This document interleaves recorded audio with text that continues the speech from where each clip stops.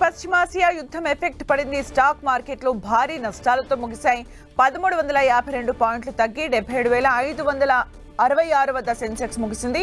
422 పాయింట్లు తగ్గి 24,028 వద్ద నిఫ్టీ ముగిసింది. బ్యాంక్ నిఫ్టీ 1763 పాయింట్లు తగ్గింది. అమెరికా ఇరాన్ మధ్య తలెత్తిన యుద్ధం ప్రపంచ ఆర్థిక వ్యవస్థను, ముఖ్యంగా స్టాక్ మార్కెట్లను కుదిపేస్తోంది. ఈ ఘర్షణ వల్ల ఇన్వెస్టర్లు ఆందోళన చెందుతుండటంతో మార్కెట్లో భారీ ఒడిదుడుకులు కనిపిస్తున్నాయి.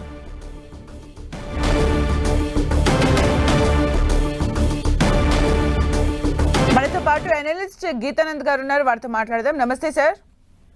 నమస్తే సార్, మార్కెట్స్ పరిస్థితి ఏంటి సార్? అసలు ఓవరాల్ గా చూస్తే మార్కెట్ భారీ గ్యాప్ డౌన్ తో ఈ రోజు ఓపెన్ అయ్యి ఒకనొక దశలో 24,000 స్థాయిని కూడా కోల్పోయి మనకి 23,700 మార్కును టచ్ చేయడం చూసాం.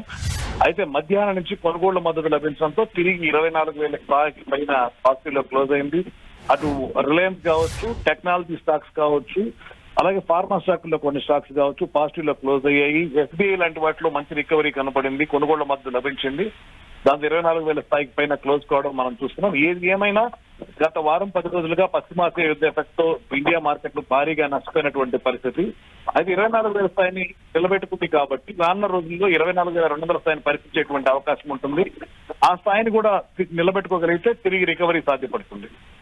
అంటే సార్, ఇది యుద్ధం ఎఫెక్ట్ అనే అనుకోవచ్చా సార్? ఖచ్చితంగా యుద్ధం ఎఫెక్ట్ అండి. యుద్ధం ఎఫెక్ట్ తో క్రూడ్ ఆయిల్ సప్లై తగ్గడం, క్రూడ్ ఆయిల్ రేటు విపరీతంగా పెరగడం, $110 చేరుకోవడం క్రూడ్ ఆయిల్ బ్యారల్ ద్వారా ఇంపాక్ట్ చూపిస్తా ఉంది. దీనివల్ల మనకి ఇన్ఫ్లేషన్ పెరిగేటువంటి అవకాశం ఉంటుంది. అలాగే కరెంట్ అకౌంట్ డెఫిసిట్ పెరిగేటువంటి అవకాశం ఉంటుంది. ఎఫ్ఐఎస్ భారీగా అమ్మకాలు చేపట్టేటువంటి అవకాశం ఉంటుంది. రూపాయి బలహీనపడింది. ఇవన్నీ ఆర్థిక వ్యవస్థ మీద ప్రభావం చూపిస్తున్నటువంటి అంచనా నేపథ్యంలోనే భారత మార్కెట్లు పతమయ్యాయి.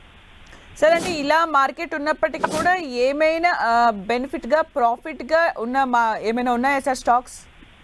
ఈ రోజు రిలయన్స్ కావచ్చు, అలాగే విప్రో కావచ్చు, ఇవన్నీ కూడా పాజిటివ్ లోనే క్లోజ్ అయ్యాయి. సో అంత మాత్రం చేత పాజిటివిటీ వచ్చిందని చెప్పలేము. 24,200 స్థాయిని అయితే ఇమీడియట్ గా పరీక్షించేటువంటి అవకాశం. ఓకే, మల్టిపుల్ దాంట్లో ఇన్వెస్ట్ చేసే వాళ్ళకి మీరు ఇచ్చే సలహా ఏంటి సార్? సో యాక్చువల్ గా వర్రీ కావాల్సిన అవసరం లేదు. దాదాపు 10% కరెక్షన్ అనేది ఇది కామన్ గా జరిగేటువంటి కరెక్షనే. సో యుద్ధం ఏదైనా తగ్గుముఖం పడుతుంది అన్నటువంటి వార్తలు వస్తే మార్కెట్లు తిరిగి వేగంగా పుంజుకునేటువంటి అవకాశం ఉంటుంది. సో బ్లూ చిప్ స్టాక్స్ లో స్టే ఇన్వెస్ట్. ఓకే సార్, మీరు ఇచ్చే సలహాలు, సూచనలు అంటే కొత్తగా ఎవరైనా ఇన్వెస్ట్ చేయాలి అనుకునే వాళ్ళకు, స్టాక్స్ తీసుకోవాలి అనుకునే వాళ్ళకు? ఇప్పుడున్నటువంటి పరిస్థితిలో కొత్తగా వచ్చేవాళ్ళు ఈ వోల్టాలిటీని తట్టుకోలేరు. కొంచెం వోల్టాలిటీ కూల్ అయిన తర్వాత పొజిషన్స్ తీసుకోండి. ఈ లోపల స్టే అన్న మామూలుగా క్యాష్ స్టే అన్న క్యాష్ అని చెప్పచ్చు. థ్యాంక్ యూ గీతానంద్ గారు.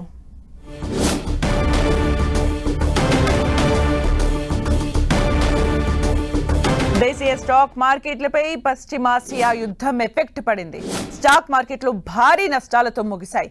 1352 పాయింట్లు తగ్గి 77,566 వద్ద సెన్సెక్స్ ముగిసింది. 422 పాయింట్లు తగ్గి 24,028 వద్ద నిఫ్టీ ముగిసింది.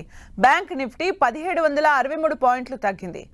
అమెరికా ఇరాన్ మధ్య తలెత్తిన యుద్ధం ప్రపంచ ఆర్థిక వ్యవస్థను, ముఖ్యంగా స్టాక్ మార్కెట్లను కుదిపేస్తోంది.